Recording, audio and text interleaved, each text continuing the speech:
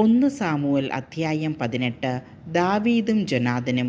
ദാവീദ് രാജാവിനോട് സംസാരിച്ചു തീർന്നപ്പോൾ ജൊനാഥൻ്റെ ഹൃദയം അവൻ്റെ ഹൃദയത്തോട് ഒട്ടിച്ചേർന്നു. ജൊനാഥൻ അവനെ പ്രാണതുല്യം സ്നേഹിച്ചു. സാവൂൾ അവനെ പിതൃഭവനത്തിലേക്ക് തിരിച്ചയക്കാതെ അവിടെ താമസിപ്പിച്ചു.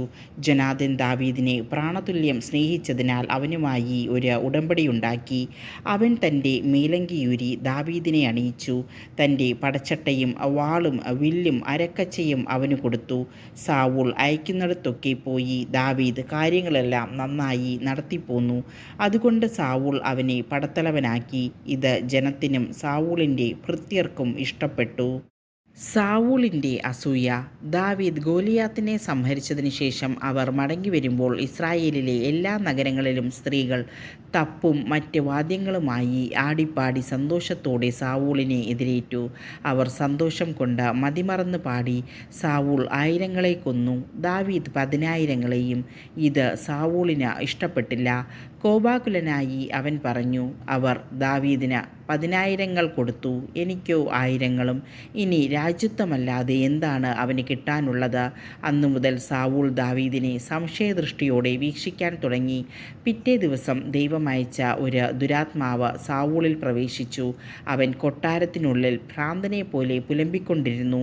ദാവീദാകട്ടെ പതിവ് പോലെ കിന്നരം വായിച്ചു കൊണ്ടിരുന്നു. സാവൂളിൻ്റെ കയ്യിൽ ഒരു കുന്തമുണ്ടായിരുന്നു. ദാവീദിനെ ചുമരോട് ചേർത്ത് തറയ്ക്കാൻ ഉദ്ദേശിച്ചുകൊണ്ട് സാവൂൾ കുന്തമെറിഞ്ഞു. ദാവീദ് 2 പ്രാവശ്യം ഒഴിഞ്ഞുമാറി. കർത്താവ് തന്നെ വിട്ട് ദാവീദിനോട് കൂടെയാണെന്നറിഞ്ഞപ്പോൾ അവൻ ദാവീദിനെ ഭയപ്പെട്ടു. സാവൂൾ അവനെ തൻ്റെ അടുക്കൽ നിന്ന് അകറ്റി ഒരു സഹസ്രാധിപനാക്കി. അവൻ അവരെ നയിച്ചു. കർത്താവ് കൂടെയുണ്ടായിരുന്നതിനാൽ എല്ലാ ഉദ്യമങ്ങളിലും ദാവീദ് വിജയം വരിച്ചു. ദാവീദിൻ്റെ വിജയം കണ്ട സാവൂൾ കൂടുതൽ ഭയപ്പെട്ടു.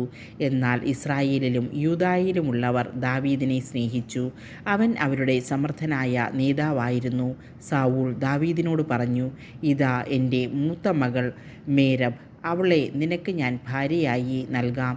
ധീരോചിതമായി നീ എനിക്ക് വേണ്ടി കർത്താവിൻ്റെ യുദ്ധം നടത്തിയാൽ മതി. തൻ്റെ കൈയല്ല, ഫിലിസ്ത്യരുടെ കൈ അവൻ്റെ മേൽ പതിക്കട്ടെ എന്ന് അവൻ വിചാരിച്ചു. ദാവീദ് സാവൂളിനോട് ചോദിച്ചു, രാജാവിൻ്റെ ജാമാതാവാകാൻ ഞാൻ ആരാണ്? ഇസ്രായേലിൽ എൻ്റെ പിതൃഭവനത്തിനും ഉറ്റവർക്കും എന്ത് സ്ഥാനമാണുള്ളത്? എന്നാൽ മേരബിനെ ദാവീദിന് ഭാര്യയായി കൊടുക്കേണ്ട സമയമായപ്പോൾ സാവൂൾ അവളെ മെഹലോത്യനായ അദ്രിയേലിന് നൽകുകയാണ് ചെയ്തത്. സാവൂളിൻ്റെ മകൾ മിഖാൽ ദാവീദിനെ സ്നേഹിച്ചു. സാവൂൾ അതറിഞ്ഞു. അവന് അതിഷ്ടമായി. അവൾ അവനൊരു കെണിയായി തീരുന്നതിനും ഫിലിസ്ത്യർ അവനെതിരെ തിരിയുന്നതിനും വേണ്ടി അവളെ ഞാൻ അവന് നൽകും എന്ന് രാജാവ് വിചാരിച്ചു.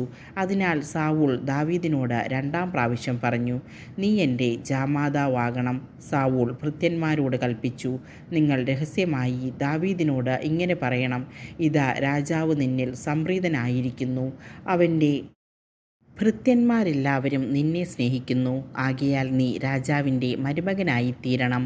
സാവൂളിൻ്റെ ഭൃത്യന്മാർ അത് ദാവീദിൻ്റെ ചെവിയിൽ മന്ത്രിച്ചു. അവൻ ചോദിച്ചു, ദരിദ്രനും അപ്രശസ്തനുമായ ഞാൻ രാജാവിൻ്റെ മരുമകനാവുകയെന്നത് അത്ര നിസ്സാരമാണെന്ന് നിങ്ങൾ കരുതുന്നുവോ? ഭൃത്യന്മാർ ദാവീദ് പറഞ്ഞ വിവരം അതേപടി സാവൂളിനെ അറിയിച്ചു. സാവൂൾ കൽപ്പിച്ചു, നിങ്ങൾ ദാവീദിനോട് ഇപ്രകാരം പറയണം, തൻ്റെ ശത്രുക്കളോടുള്ള പ്രതികാരമായി ഫിലിസ്ത്യരുടെ 100 അഗ്രചർമ്മമല്ലാതെ രാജാവ് യാതൊരു വിവാഹ സമ്മാനവും ആഗ്രഹിക്കുന്നില്ല. അങ്ങനെ ദാവീദിനെ ഫിലിസ്ത്യരുടെ കൈകളിലകപ്പെടുത്താമെന്ന് സാവൂൾ വിചാരിച്ചു. ഭൃത്യന്മാർ ദാവീദിനെ ഇത് അറിയിച്ചപ്പോൾ രാജാവിൻ്റെ മരുമകനാകുന്നത് അവനിഷ്ടമായി. നിശ്ചിത സമയത്തിനുള്ളിൽ ദാവീദ് തൻ്റെ പടയാളികളോടൊത്ത് പുറപ്പെട്ടു ചെന്ന ഫിലിസ്ത്യരിൽ 200 പേരെ കൊന്നു. രാജാവിൻ്റെ മരുമകനാകുന്നതിനു വേണ്ടി അവൻ അവരുടെ അഗ്രചർമ്മം രാജാവിനെ എണ്ണിയേൽപ്പിച്ചു. സാവൂൾ മിഖാലിനെ ദാവീദിന് ഭാര്യയായി കൊടുത്തു. കർത്താവ് ദാവീദിനോട് കൂടെയാണെന്നും മിഖാൽ അവനെ സ്നേഹിക്കുന്നെന്നും കണ്ടപ്പോൾ സാവൂൾ അവനെ കൂടുതൽ ഭയപ്പെട്ടു. അങ്ങനെ അവൻ ദാവീദിൻ്റെ നിത്യ ശത്രുവായി. ഫിലിസ്ത്യ പ്രഭുക്കന്മാർ യുദ്ധത്തിന് വന്നു. അവർ വന്നപ്പോഴൊക്കെ സാവൂളിൻ്റെ സകല ഭൃത്യന്മാരെയും കാൾ ദാവീദ് വിജയശ്രീലാളിതനായി. തന്മൂലം അവൻ്റെ നാമം വിശ്രുതമായി തീർന്നു.